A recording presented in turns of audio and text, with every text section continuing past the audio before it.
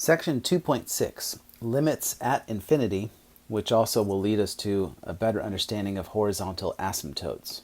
So one thing that we can now state is what we had called infinite limits, meaning when we let x approach a number, the function was tending towards infinity. That gave us vertical asymptotes. But limits at infinity, this is where x is approaching infinity or negative infinity. That will give us horizontal asymptotes. So first, a couple of definition.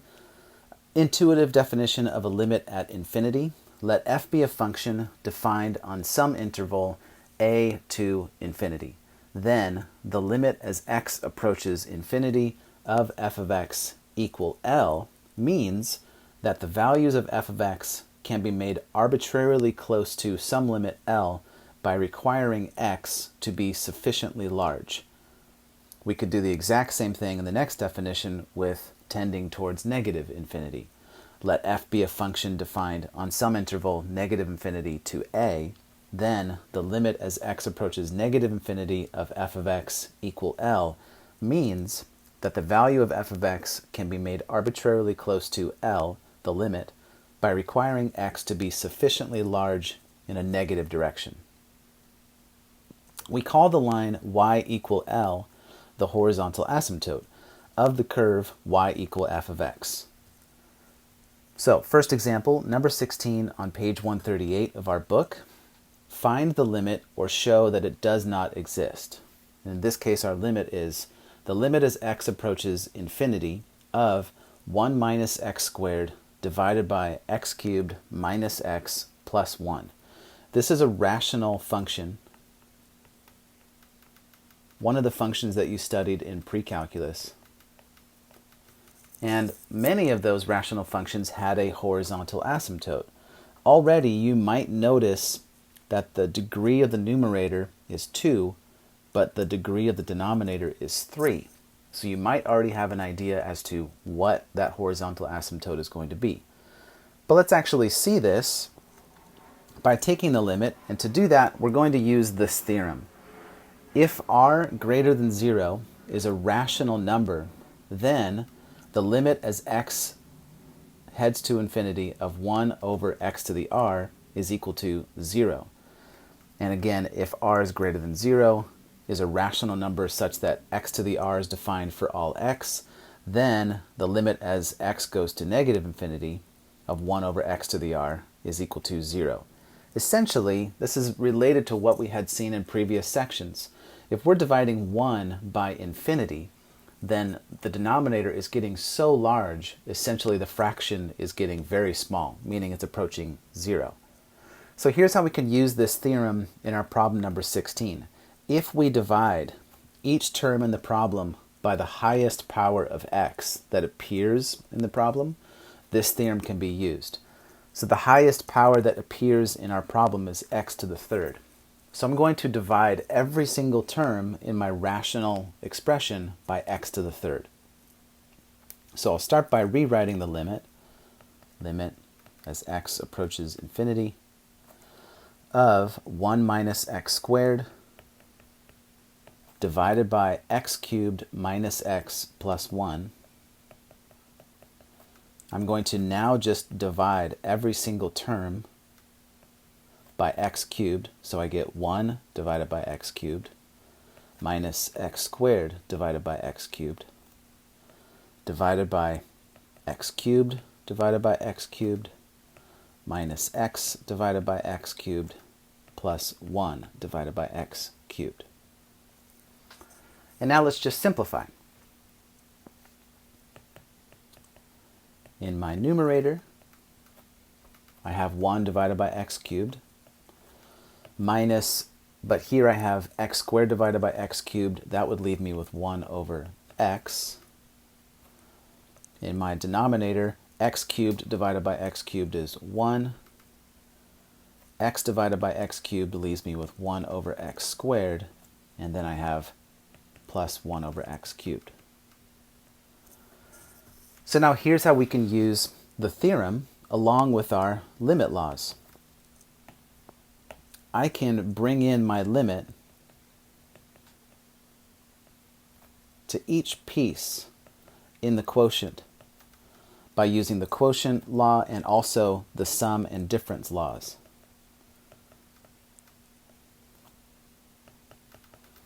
And what we see is we have a whole bunch of different examples of the theorem that we just mentioned. So we're going to see a whole bunch of instances where we get 0 as the limit.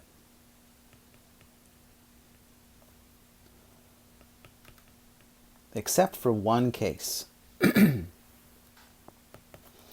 So in my numerator, the limit as x approaches infinity of 1 over x cubed, that's going to be 0. And then minus the limit as x approaches infinity of 1 over x, that's going to be 0. And then this is divided by the limit as x approaches infinity of 1.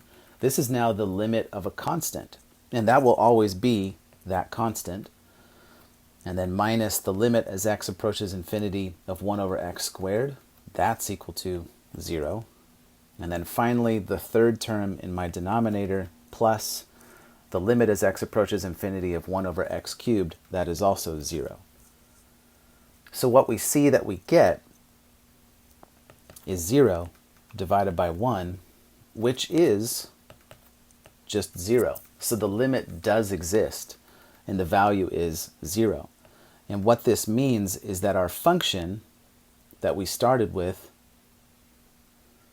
it's a rational function that has a horizontal asymptote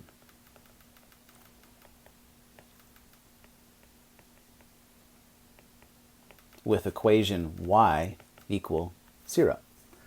So something that you would have already discovered in pre-calculus, you would have learned that if the degree of the numerator is less than the degree of the denominator, your horizontal asymptote is always y equals 0.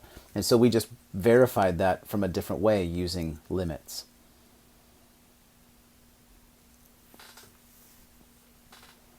Okay, so that's one example of a limit at infinity. Let's look at another one. Number 38 on page 138. Find the limit or show that it does not exist. The limit as x approaches infinity of sine squared x divided by x squared plus 1. This one we can't use what we just saw in the previous problem because we don't have a rational function. Dividing sine squared x by the highest power of x won't really do anything to help us necessarily. And really we already sort of have that with sine squared x divided by x squared plus 1. But this is similar to one that we saw in another section. You might remember we saw something involving sine squared x before. And also we saw something involving a product of a polynomial with a trigonometric function. So what this is actually going to bring back to mind for us is using that squeeze theorem again. That's how we saw it before. So first of all, let's think of what the sine function oscillates between. So we've already seen that before. Sine x is always between -1 and 1. But now let's think of how that relates to the range of sine squared x. Essentially, sine squared x also won't go above +1, but since it's squared, it has to be positive, which means sine squared x has a range between 0 and 1. So now we've got this restriction on sine squared x. So now let's think of what we saw in a previous section with using the squeeze theorem. We can multiply each term in there by something to take us back to our original function.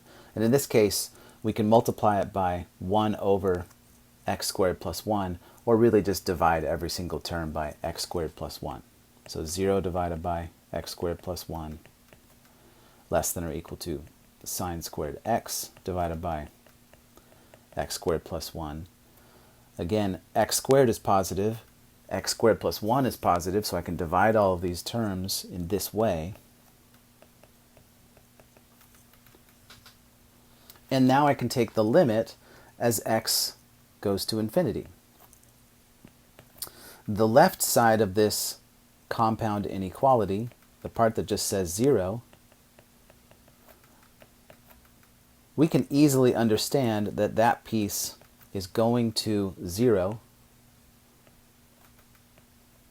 as x goes to infinity because it's constant, stays the same. The far right part, 1 over x squared plus 1, we could divide every single term by x squared, and that would give me 0 divided by 1. So just 0. But also you can think that the numerator is staying constant. It's 1. But the denominator is tending to infinity because infinity squared is infinity, and infinity plus 1 is just still infinity. So this is also going to 0 as x goes to infinity.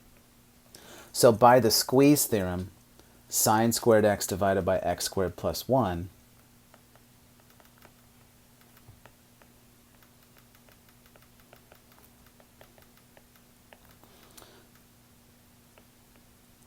as x tends to infinity,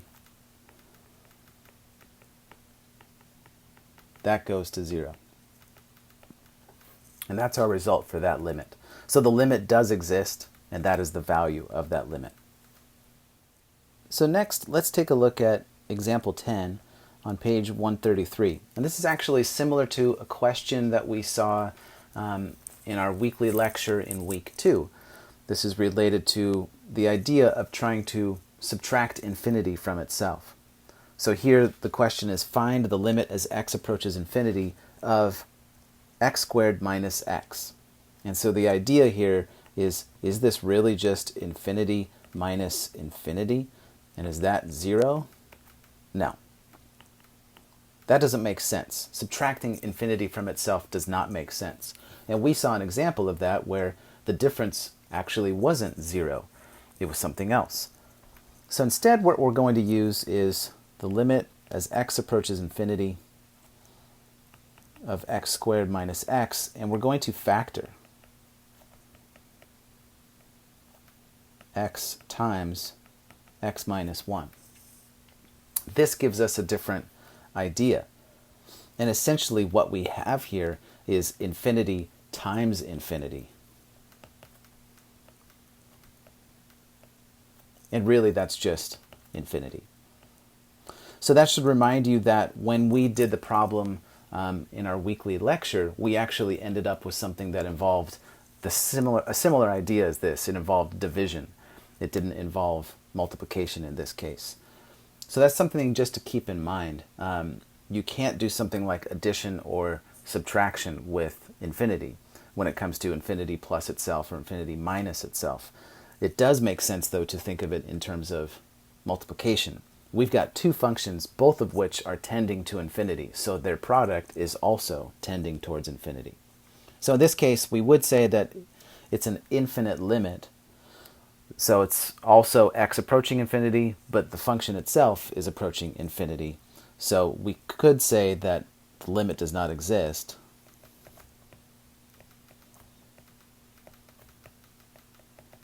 But it also tells us something about the function itself. F of x equal x squared minus x, that's a quadratic function. So its graph is a parabola. So this tells us that as x is tending towards infinity, meaning the right side of this graph, it is going up. So that gives us a little bit of a clue about its end behavior. As x goes to infinity, f of x also goes to infinity. So it's heading up as we are heading to the right of this graph. So that leads us to one last example. There are precise definitions of these limits similar to what we saw in 2.4, but we're not going to be too worried about them. We want to actually now start using these with problems.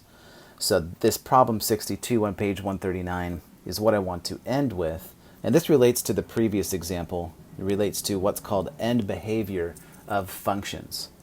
So we saw similar ideas of these in pre-calculus, and the idea is to use limits as x go to infinity and negative infinity to see what the whole function is tending towards. So we're going to use this information together with intercepts to give a rough sketch of this graph. This is a polynomial function. It's just been factored. What we have is y equal x cubed times x plus 2 to the second power times x minus 1. So first of all, let's figure out some of those intercepts. So the y-intercept, that's where the graph crosses the y-axis. That always happens when x is equal to 0.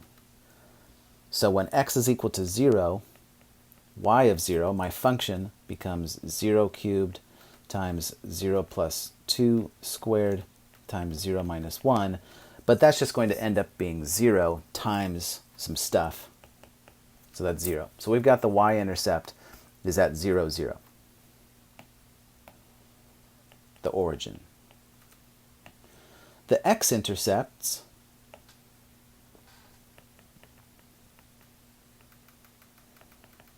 those are where y is equal to 0. So this comes down to solving the equation 0 equal x cubed times x plus 2 squared times x minus 1. And we can use what's called the zero product property. If you have a product that multiplies to 0, it means you have the possibility that any one of those factors in the product could be equal to 0. So this means x cubed equals 0, x plus 2 squared equals 0, and x minus 1 equals 0. And this just means x equals 0 is going to be an intercept, negative 2 is going to be an intercept, and then 1 is going to be an intercept. But we can also recognize what's called multiplicity. This depends on the power of the factor. So x cubed equals 0 means that that root, x equals 0, has multiplicity 3, which means in our case, our graph is going to go through the x-axis.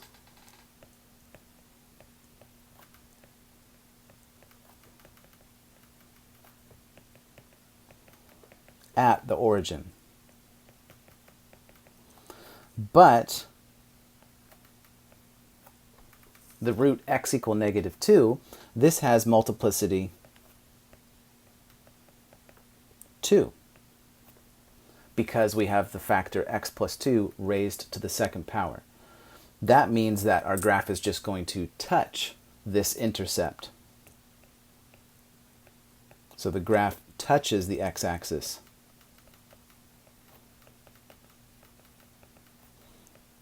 At x equal negative 2. And then finally, x equal 1, that has multiplicity 1 because the factor x minus 1 in parentheses has the exponent 1. This has multiplicity 1, so the graph will go through the x-axis at x equal 1. So even right now, I can get a little bit of a sketch of this going, just with these intercepts.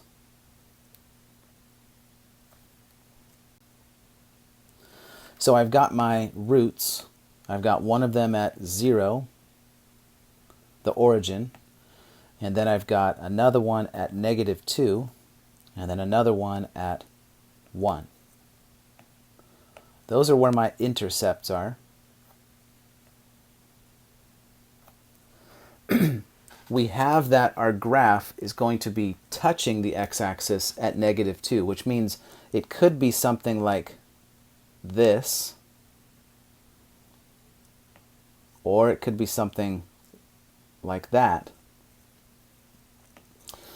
But then at the origin, x equals 0, and at 1, my graph will be going through those points, which means I could have something that goes through the origin and then goes back through x equal 1.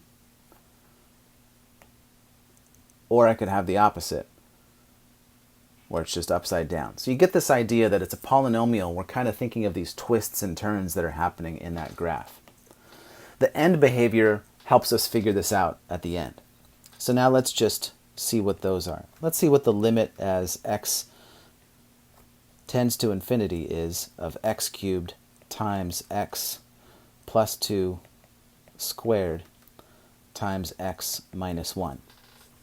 And this is similar to what we saw when we were looking at some rational expressions before in a previous section, and I was just considering the sign, positive or negative, of these results. So we have a product here. We know that the answer is going to be infinity, because it's just going to be infinity times infinity times infinity. But infinity cubed will be a positive, so my first factor, x cubed, that's just going to positive infinity. And then my second factor, that's just infinity squared, that's also positive. And then my third factor,